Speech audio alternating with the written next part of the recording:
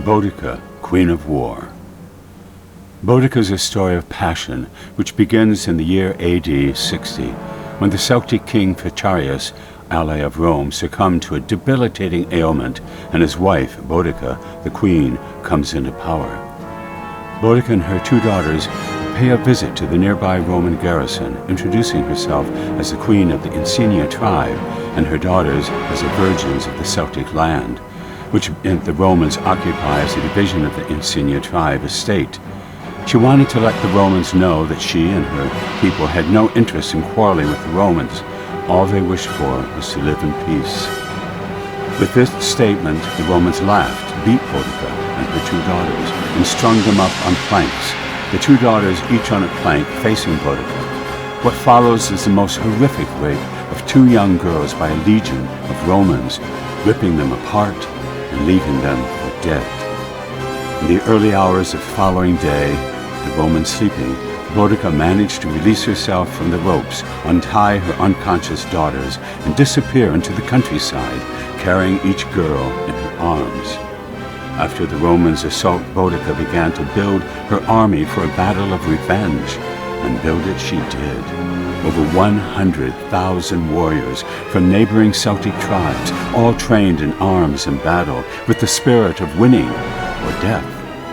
Boudica handpicked a legion of 5,000 warriors to be her personal guard, 5,000 female warriors. Each trained in hand-to-hand combat, each trained in the use of the sword, dagger, spear, sledgehammer, hook and ball, made each warrior an expert in the arms of battle. The warriors were mighty, strong, and fearless, and they take an oath to protect Boudica with their lives and to fight to the death in combat. To achieve this standing, the final task of the warrior is to fight another female warrior to the end. The survivor joins Boudica. The loser is celebrated as she is burned, her ashes planted in the gardens, the fruits of which will be eaten by each adversary to give them double strength. It's been said that Boudica's guards, though not beautiful, had a beauty and erotica that far surpassed any known to man, woman, or child. They make love viciously, with extreme ecstasy, so much so that the partner's skull might be crushed out of passion. The warriors are not your usual Hollywood warriors, but women of grit, scarred beauty, and strength that equals the strongest Roman soldier. Though scarred, burnt, beaten, humiliated, and torn, there shines a beauty never known to man. They are the masters of death, the masters of love, the masters of erotica, and the masters of their souls. As word reached the Romans that Boudica and her army were approaching, Romans laughed at this, but soon changed their hearts into fear after Boudica attached the Roman cities Camulundum and Ludium and Valuvium, killing over 80,000 Roman warriors. After each battle won, more Celtic tribes joins the Boudica, and this led to the Battle of Walting Street, in which the Romans engaged their elite force to do battle with Boudica.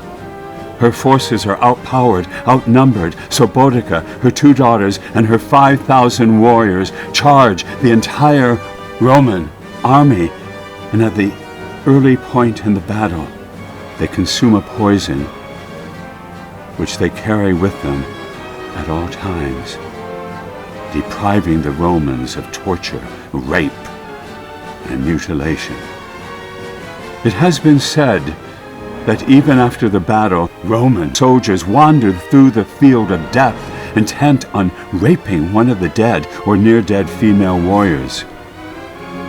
As they faltered, and they died before completing the act, some were found with daggers between their eyes, others with the heads cut off, and still others had their private parts mutilated.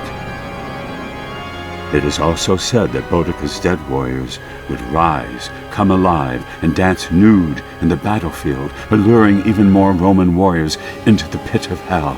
And once their temptation gets the best of them, Boudica's warriors would converge on the Roman soldiers and devour them like wolves, leaving only the smallest part of the Romans for dogs. So the story goes.